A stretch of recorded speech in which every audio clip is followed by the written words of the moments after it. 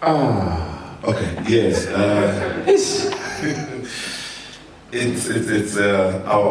went upstairs earlier on and I found... Okay, sorry. I said, how are you, Brian? I'm broke, but I'm okay. Don't worry. Let's put our hands together for Brian Ricordo. Okay, Brian, you've been working with James. You know James, and he's leaving. I can see you so emotional, but I'm sure there's something you can say to him, something he'll always remember in the Eastern Cape. What is that? There's a lot of memories that I can actually mention when it comes to the relationship that I had and I still have with the man.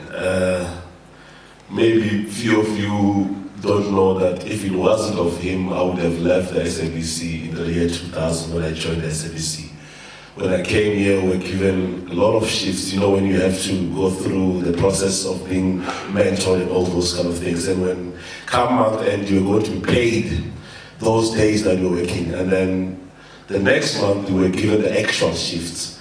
And I have to say here that we were given 150 rand per 6 hours. And I went to James, I said, oh, this is amazing, this one. And I found out and he bought me a loaf of brown bread and a smaller tin of fish. And he said, no, man, Tom, man, you are a good presenter.